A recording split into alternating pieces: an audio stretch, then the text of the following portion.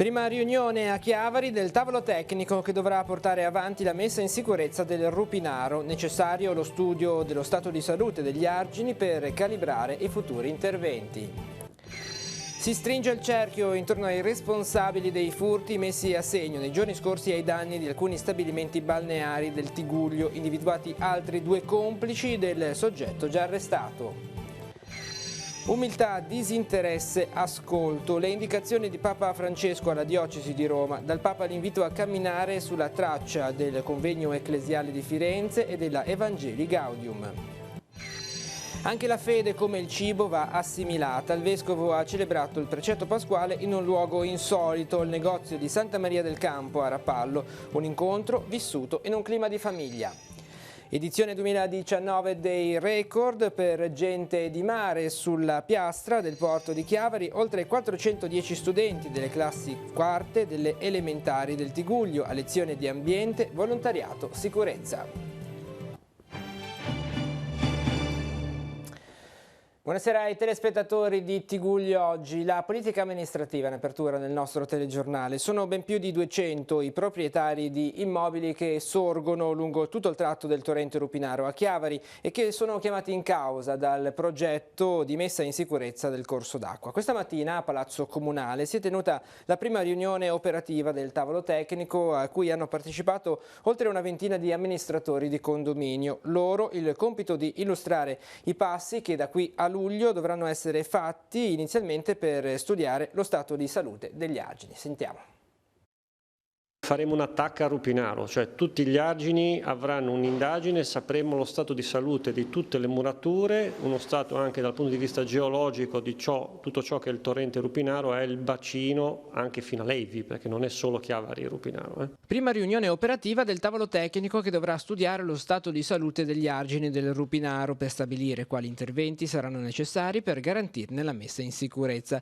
Nella sala consigliare del comune, oltre 20 gli amministratori di condominio che insieme ai rappresentanti di ferrovie, autostrade e città metropolitana sono stati aggiornati sulle diverse procedure che sono già state attuate e su quelle che dovranno ancora essere messe in atto per completare il piano.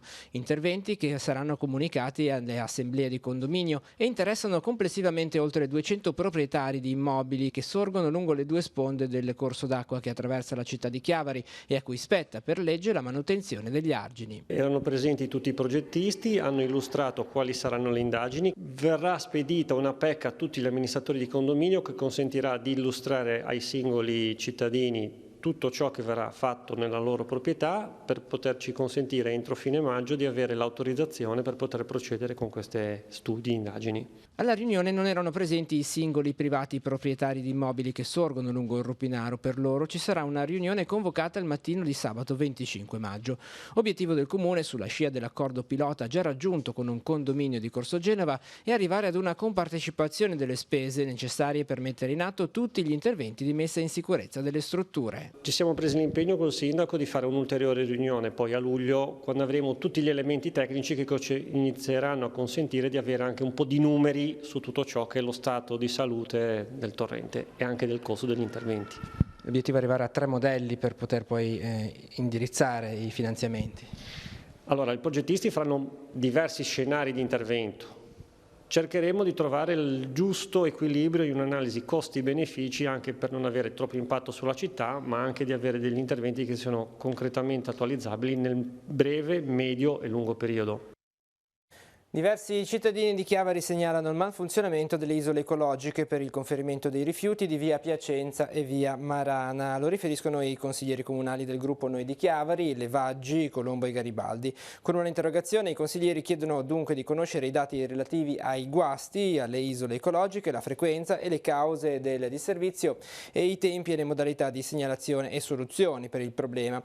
I consiglieri continuano a segnalare anche come i cassonetti si aprono anche avvicinando la tessera sanitaria di persone che non risiedono nel comune di Chiavari e sollecitano in merito un più attento controllo. Per la cronaca si stringe il cerchio intorno ai responsabili dei furti messi a segno nei giorni scorsi ai danni di alcuni stabilimenti balneari di Chiavari, Lavagna e Cavi di Lavagna. Dopo l'arresto, alcuni giorni fa, e il ritrovamento in un'abitazione di Sestri Levante di numerosi oggetti rubati, la scorsa notte gli agenti del commissariato di Chiavari hanno denunciato altri 2 complici, un italiano e uno straniero, per furto aggravato in concorso. Durante un'irruzione notturna in un casolare sulle alture di Lavagna, i poliziotti hanno rinvenuto altri beni di del provento di furto, oltre a quelli già rinvenuti a inizio settimana e che nel frattempo sono stati restituiti agli aventi diritto. Anche questi ultimi sono a disposizione e in esposizione nella sede del commissariato di Chiavari. L'intera indagine, che ha avuto inizio dalla ricerca di un'autovettura rubata che era stata vista transitare nei pressi del tennis club di Chiavari, dove era stato commesso uno dei furti, da un'attenta ricostruzione, è stata mappata l'intera azione criminosa che ha visto coinvolti diversi stabilimenti balneari nonché alcune attività commerciali per un totale di 16 esercizi. Sono ancora in corso ulteriori indagini per verificare se vi siano altri soggetti coinvolti e se siano stati commessi altri furti o tentati furti che non sono stati denunciati. Ha chiuso con un utile netto di 173.392 euro disponibilità finanziaria per 314.000 euro e un fatturato di 722.000 euro il bilancio 2018 della Portofino Mare SRL, la società del Comune che da giugno dello scorso anno è affidataria dei parcheggi di Piazza della Libertà, della sala mostre e convegni e dei servizi igienici del borgo. Nonostante l'isolamento di diversi mesi provocato dal crollo della provinciale, la società ha registrato risultati in linea, se non migliori, rispetto al piano quinquennale di gestione. Dalla riapertura della strada ad oggi gli incassi complessivi ammontano a 167.000 euro. Il socio unico, ovvero il Comune di Portofino, ha deliberato di portare a nuovo l'utile dell'esercizio, garantendo così un significativo rafforzamento patrimoniale della società affinché la medesima possa impegnarsi in prossime iniziative volte a potenziare sia la propria attività sia i servizi da rendere a favore della comunità portofinese. E saranno 380 le persone che domani al Villaggio del Ragazzo di San Salvatore di Cogorno affronteranno l'esame di ammissione per diventare autisti dell'azienda di trasporto pubblico ATP. I candidati si sottoporranno ad alcuni test attitudinali. L'obiettivo è di arrivare ad una prima scrematura dei candidati, oltre 150 quelli che potranno affrontare così successivamente l'esame di pratica e poter essere inseriti nella graduatoria finale per entrare nell'organico dell'azienda. Un'azienda che torna così ad assumere a distanza di 3 anni. ATP oggi conta 435 dipendenti, 330 dei quali sono autisti. Ha 265 mezzi che circolano su 3 province, Genova, La Spezia e Savona, e percorrono ogni anno complessivamente 9 milioni di chilometri. Voltiamo pagina adesso. Il Papa. Nella Basilica di San Giovanni in Laterano, Papa Francesco è intervenuto al convegno diocesano di Roma e ha incoraggiato la sua diocesi a seguire lo Spirito Santo, che non ama l'equilibrio e l'ordine a tutti i costi. Ha indicato nelle Beatitudini il piatto forte da offrire in risposta al grido della città nell'umiltà e nella concretezza. 2 i temi centrali su cui si è concentrata la diocesi del Papa nel suo recente cammino pastorale: fare memoria e riconciliazione. Le parrocchie e le varie realtà ecclesiali hanno fatto un bilancio del cammino percorso e guardato al programma per il prossimo anno, in cui si vivrà la terza fase dell'itinerario, cioè l'ascolto della città. E ieri sera l'intervento del Vescovo di Roma, Papa Francesco, per programmare i passaggi futuri. Il quadro di una città che si allontana dalla fede, che patisce il calo delle vocazioni, dove i giovani non trovano risposte, le famiglie si frammentano, è stato descritto da un sacerdote, da 2 famiglie e dal responsabile della Caritas diocesana. A questo punto l'intervento del Papa ha spiazzato, perché Francesco ha messo immediatamente l'accento sulla necessità di non mettere a posto le cose all'interno delle strutture diocesane. L'Evangelo, credo che mi capirete, è una dottrina squilibrata.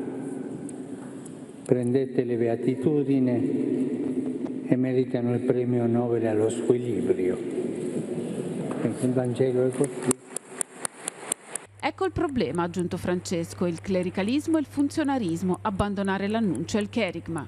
E tanti lasciano il cherigma, inventano sinodi e contrasinodi, che non sono sinodi, sono resistamentazione. Perché se fosse un sinodo, e questo anche è valido per voi, ci vuole lo Spirito Santo. Lo Spirito Santo dà un calcio al tavolo, lo butta e incomincia da capo. Questo è quello che fa. Papa Francesco ha esortato a riprendere in mano il discorso che aveva fatto al convegno ecclesiale della Chiesa italiana il 10 novembre del 2015, che insieme all'Evangelii Gaudium esprime il piano della Chiesa per Roma e per l'Italia e dice che ci sono due elementi da cui cominciare. Il primo è l'umiltà e il secondo è il disinteresse. Due le sottolineature che rappresentano anche i compiti per la diocesi: esercitare uno sguardo contemplativo sulle persone che vivono nella città e sulle nuove culture che vivono sempre nella città. Da ultimo Francesco ha ribadito l'invito a non sistemare le cose. Risistemare? Non vogliamo risistemare un museo. No. Sarei chiesto. Grazie. E la questione degli abusi, il diaconato, il ruolo della donna nella Chiesa, la possibilità di un viaggio apostolico in Sud Sudan. Sono stati questi alcuni dei temi affrontati da Papa Francesco durante l'incontro della 21esima Assemblea plenaria dell'Unione Internazionale Superiori Generali. È sbagliato pensare che l'impegno delle suore nella Chiesa sia solo funzionale. La Chiesa, ha affermato il Papa, è donna. Questa non è un'immagine, ma la realtà. Nella Bibbia, ha ricordato, la Chiesa è la sposa di Gesù. Anche sulla teologia della donna, ha sottolineato, si deve andare avanti. Francesco ha poi toccato il tema degli abusi, che non si risolve da un giorno all'altro. È iniziato un processo per risolvere questo problema di cui, ha spiegato il Papa, stiamo prendendo coscienza con tanta vergogna, ma benedetta vergogna. E il Centro Sportivo Italiano celebra i 75 anni di impegno sportivo educativo in tutto il paese. Lo farà domani, 11 maggio, in Vaticano, incontrando proprio Papa Francesco in un'udienza privata nella Sala Clementina. In una nota si sottolinea che il CSI guarda al traguardo dei 75 anni non come un puro fatto anagrafico, ma come occasione per assicurare a se stesso, alla Chiesa, alle istituzioni pubbliche e al mondo dello sport italiano il proprio impegno a continuare a proporre uno sport ispirato ai valori cristiani e orientato a educare alla vita ragazzi e giovani. Assieme ai vertici associativi saranno presenti circa 400 dirigenti, rappresentanti del tessuto e del territorio associativi. Al pontefice il CSI consegnerà in dono degli zainetti contenenti prodotti per l'igiene personale destinati alle persone bisognose ed ai senza tetto accolti dal Papa. E veniamo adesso in diocesi. La fede va nutrita e assimilata. Come si fa con il cibo? E questo è il messaggio che Monsignor Alberto Tanasini ha proposto alle persone che hanno preso parte alla celebrazione eucaristica del precetto pasquale nel supermercato Noziglia di Santa Maria del Campo. Vediamo. Monsignor Alberto Tanasini ha celebrato il precetto pasquale in un luogo forse insolito, un supermercato a Santa Maria del Campo, a Rapallo. In realtà questo incontro è ormai una tradizione. Da 5 anni il Vescovo visita questo luogo di lavoro nel tempo di Pasqua e lo fa nel clima che contraddistingue proprio tutta l'attività, il clima di famiglia e di condivisione. È una grande famiglia che accoglie un po' un padre che ogni anno gentilmente viene a trovarli per pregare insieme e per ringraziare, perché si sa che il lavoro è oggi più che mai un qualcosa di effimero, perché sappiamo quanti problemi ci sono legati alle attività e anche proprio alla ricerca di un'occupazione, e quindi ringraziare e pregare affinché il lavoro ci sia sempre. Il pastore della diocesi ha proposto una riflessione incentrata sul dono della fede, un dono, ha detto, che va assimilato proprio come il cibo. Noi ci nutriamo di Cristo morto e risorto, di colui che ha fatto la sua vita un dono per noi. Quando diciamo risorto, diciamo la vita nuova che lui ci ha dato, che alimenta, se noi alimentiamo, la nostra fede.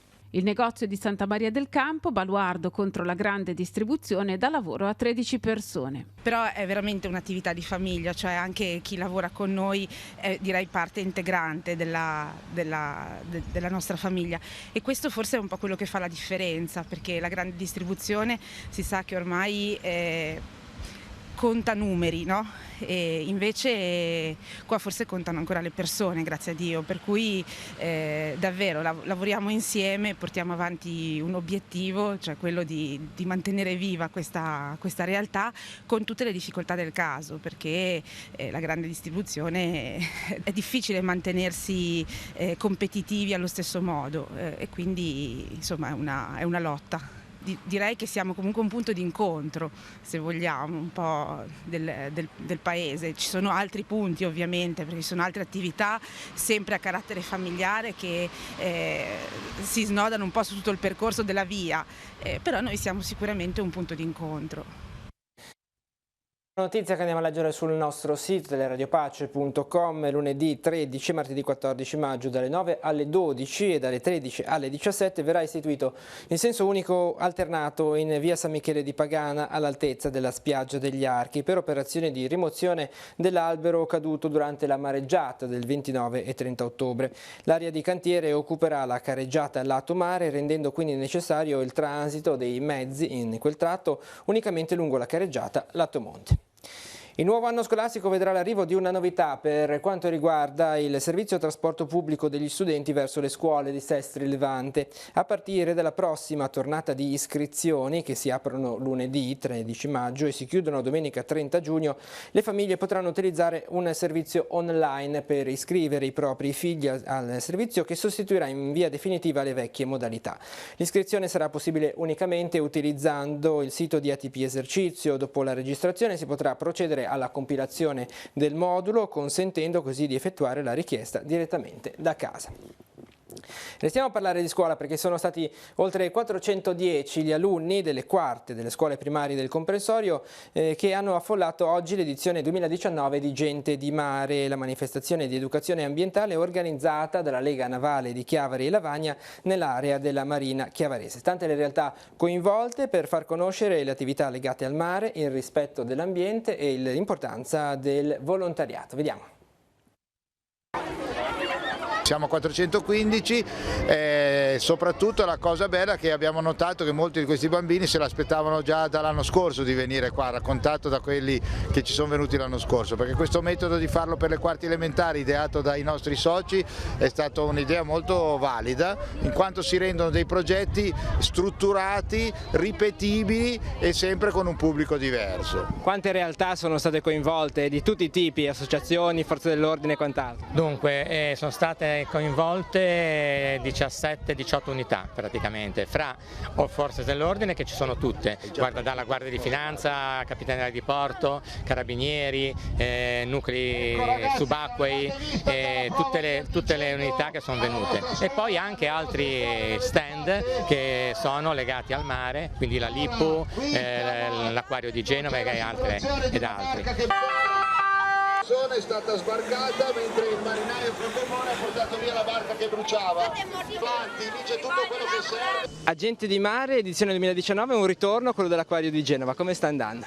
Bene, benissimo, veramente bene. Siamo qui per raccontare ai ragazzi della nostra attività di ricerca e in particolar modo il progetto Delfini Metropolitani, che è un progetto appunto che noi conduciamo ormai da 20 anni per studiare la popolazione di tursiopi. Questa è una delle cose che insegniamo, che sono delfini, ma in particolar modo studiamo i tursiopi lungo la costa ligure. E lo facciamo con un gioco, cioè li sfidiamo a riconoscere un delfino in mezzo ad altri delfini. È un modo anche per riconoscerli dal vero, anche nel nostro Tiguglio possono vedersi ogni tanto. Assolutamente, è proprio la tecnica che utilizziamo noi, è proprio per spiegargli questa tecnica che utilizziamo di fotoidentificazione, li facciamo giocare, li mettiamo alla prova nel gioco delle pinne, quello che chiamiamo il gioco delle pinne. È il modo migliore per spiegare effettivamente qual è il nostro lavoro di ricercatori in mare per studiare questa popolazione. Rinviato il primo appuntamento di domenica scorsa a Chiavari e Lavagna a causa del maltempo, verrà recuperato domenica 19 maggio, debutta domani nel Tiguglio la 20ª edizione di Bim Bim Bici, sabato pomeriggio a Sestri Levante, domenica mattina a Rapallo, torna la pedalata promossa da FIAB che vuole coinvolgere centinaia di bambini e genitori per promuovere stili di vita sani e consapevoli dal punto di vista ambientale fin da piccoli. Sabato 11 maggio a Sestri Levante, sempre nel pomeriggio, con partenza da Piazza Lavoratori della Fitta alle 2:30 e altri 2 appuntamenti al Parco Mandela e alla Biblioteca di Riva. Domenica 12 maggio invece di mattina, come consuetudine ormai da alcuni anni, saremo a Rapallo alle 9:45 al chiosco della musica sul lungomare e concluderemo al Parco di Villa Tigullio. Verrà invece recuperata domenica 19 maggio la biciclettata che avrebbe dovuto svolgersi il 5 di maggio tra Chiavari e Lavagna. Partiremo da Piazza San Pier di Cane alle 14:30, o perlomeno lì è l'appuntamento, poi partiamo alle 15, il secondo ritrovo per chi vuol fare un percorso più breve in Piazza Roma e poi tutti quanti insieme ci dirigeremo al Parco del Tigullio di Lavagna per la conclusione e la merenda. Tutti sono invitati a partecipare a questa pedalata? Tutti sono invitati, abbiamo diffuso il programma nelle scuole, ma naturalmente l'invito è rivolto a tutti. Ricordo che l'iniziativa è a 7ª volta nel Tigullio, 20ª come avete detto a livello nazionale. Lo scopo è quello di ricordare ai cittadini e all'amministrazione che le strade sono di tutti e anche dei più piccini, quali futuri nostri cittadini, e quindi è opportuno ricordarci di loro. C'è stata una raccolta di firme per le gallerie di Sant'Anna, l'amministrazione di Lavagna era mancante in questi anni, c'è un appello anche adesso ai candidati sindaco di questo comune. Sì, esatto, ricordo che avevamo nel 2017 raccolto 3.400 firme, che sono un buon numero sicuramente, e non solo le firme ma anche cittadini ci hanno più volte testimoniato, esercenti, che sicuramente un intervento per rendere ciclabile e sicuro il percorso da Lentella alle gallerie sarebbe opportuno. Vedo che i candidati sindaci di Lavagna il tema della ciclabilità lo hanno ben presente e quindi ho invitato tutti quanti a pedalare con noi. La cronaca: 3 stranieri, un 24enne, un 29enne e un 53enne sono stati denunciati dai carabinieri a Santa Margherita Ligure perché irregolari sul territorio dello Stato italiano.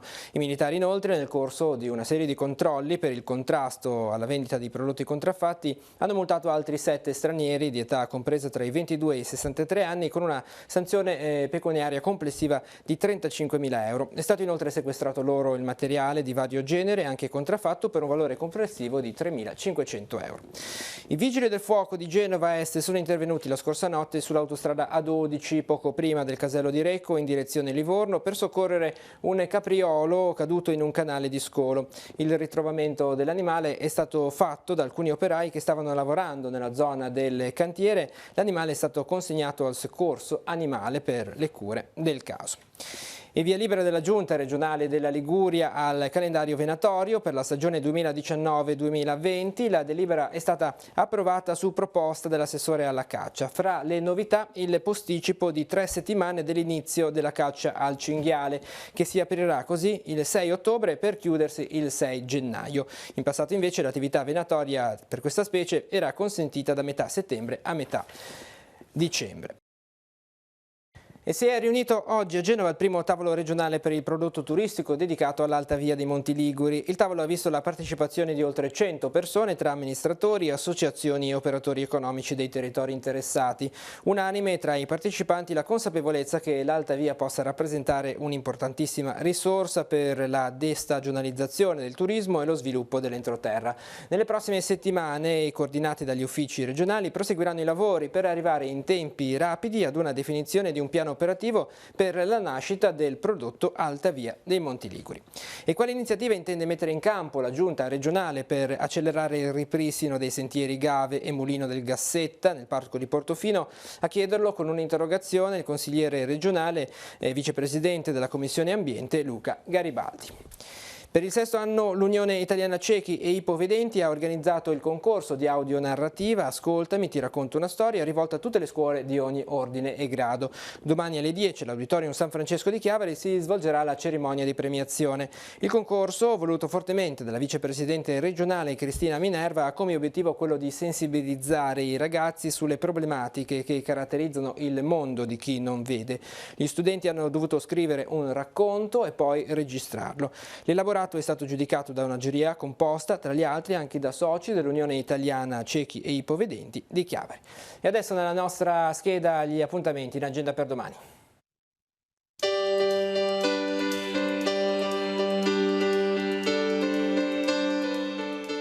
Appuntamenti in agenda per sabato 11 maggio alle 9 al bivio per Marga Vallepiana a Borzonasca è fissata la partenza per l'escursione sulle tracce del lupo sino all'anello di Malga Zanoni, l'iniziativa organizzata dal Parco dell'Aveto. Insieme contro la violenza di genere è il titolo dell'incontro dibattito pubblico che si aprirà alle 9 nella sala Bodi Palazzo Fascia Sestri Levante.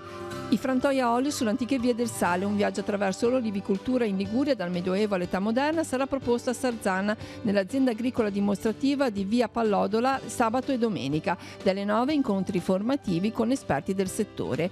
21esima edizione a Santa Margherita Ligure della manifestazione Lo sport non ha handicap triangolare di basket in carrozzina ospitato ai Giardini a Mare. Le gare inizieranno alle 9:30. Open Day della casa di riposo Torriglia a Chiavari dalle 10 alle 12 e dalle 15 alle 19 sarà possibile visitare la sede all'interno della quale è allestita la mostra di Barbara Bernabò Un secolo di solidarietà a Chiavari dal ricovero di mendicità all'Istituto Torriglia. Dalle 10 alle 18 nell'Uliveto di Via Landea a Rapallo sarà possibile trascorrere una giornata insieme con la possibilità di riconoscere, raccogliere ed assaggiare le erbe spontanee del Probugiun ligure. 15ª giornata del Naso Rosso a Rapallo dalle 10 alle 19 in piazza Garibaldi. I volontari clown ospedalieri di VIP Camugi illustreranno la loro attività e i modi per sostenerla. Previsti spettacoli, bolle di sapone giganti, truccabimbi e palloncini. La palestra del Centro Benedetta Corone di Chiavari ospiterà dalle 14 le gare del torneo nazionale di Bridge a coppia Ligure, 7° Memorial Marco Ferrando. Dalle 14 alle 24 in via della Repubblica e via 20 settembre a Camogli si svolgerà il mercatino di San Fortunato. Nell'occasione ci sarà anche la sagra in tavola con stand gastronomici e specialità liguri. Alle 15:30 alla Biblioteca Internazionale di Rapallo a Villa Tigullio si terrà un nuovo appuntamento della rassegna sabato in biblioteca con Hemingway Day di Barbara Garassino e Massimo Morasso. Nell'occasione si svolgerà un incontro con i finalisti del Premio Campiello Giovani e la presentazione del libro intervista ad Alessandro Rivali. Gli ospiti della struttura Le Due Palme di via Val di Cane e Passestri Levanti invitano a visitare il Giardino delle Due Palme, esposizione dei lavori svolti durante le attività ricreative, l'apertura alle 15:30. Alle 16 nell'aula magna del Liceo Luzzati di Chiavari si svolgerà la cerimonia di premiazione del concorso biennale d'arte Aurelio Galleppini. Valerio Solari, medico di medicina generale, sarà ospite alle 16 del Circolo Acli Fanini di via Vinelli a Chiavari. Si parlerà di antibiotici, informazioni utili. Nello spazio aperto di via dell'Arco e Santa Margherita Ligure dalle 17 si parlerà del congresso di Vienna, Genova e Liguria assegnata ai Savoia. Relatore Stefano Monti Bragadin, docente dell'Università di Genova. A Chiavari, all'Auditorium della Filarmonica, dalle 17 si esibiranno in concerto gli studenti della Scuola di Musica della Filarmonica. Nella sala Bodi Palazzo Fascia Sestri Levante alle 18 verrà presentato il libro E se fossero persone? Analisi trasversale del fenomeno dell'accoglienza ai migranti in Italia. Saranno presenti gli autori Mirko Anzalone e Davide Carpanetto. Ed infine alle 21 al Teatro Auditorium delle Clarisse a Rapallo la compagnia teatrale San Fruttuoso porterà in scena lo spettacolo Colpi di teatro, commedia brillante in lingua genovese, l'ingresso è libero.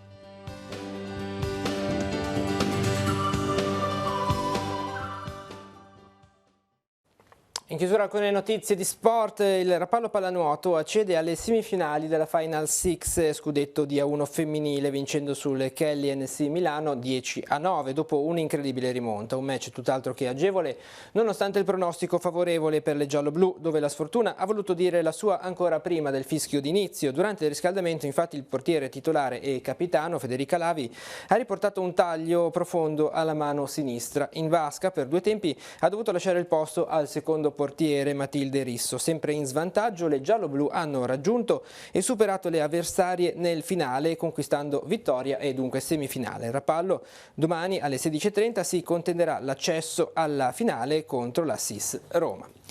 E la 2 maschile in trasferta impegnativa per il Lavagna 90, domani pomeriggio alle 16:30 sarà in vasca ad Ancona contro il Vela Nuoto.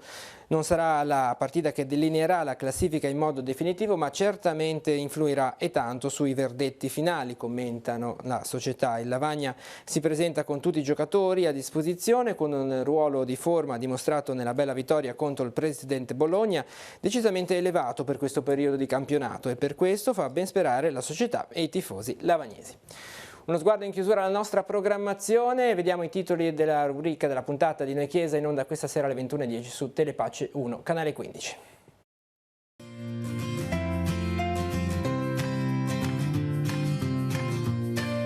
Nuove norme per tutta la Chiesa contro chi abusa, diffuso il motu proprio del Papa, tra le novità una sorta di sportello in ogni diocesi entro il 2020, stretta di Francesco su vescovi e superiori religiosi.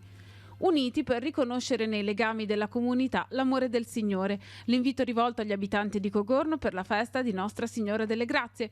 La messa è stata trasmessa in diretta su Telepace. Solennità della Dolorata a San Salvatore di Cogorno, sabato la messa in Piazza Dante con la processione verso la Basilica, domenica pomeriggio il conferimento delle cresime. Anche la fede va assimilata come si fa con il cibo. Monsignor Tanasini ha celebrato il precetto pasquale in un luogo insolito, il negozio di Santa Maria del Campo a Rapallo, un incontro vissuto in un clima di famiglia. Cresce la rete di solidarietà attorno ai centri di aiuto alla vita. A Chiavari, all'Acquarone e a Sestri, all'Opera Madonnina del Grappa, le volontarie accolgono le future mamme per accompagnarle verso la nascita di un figlio. Ed è tutto per questa edizione di TG oggi. L'informazione torna domani mattina alle 7:30 con il TG Rassegna Stampa. Continua sul nostro sito teleradiopace.com e sul canale 187 Telepace News. Grazie per essere stati con noi e buon proseguimento di serata.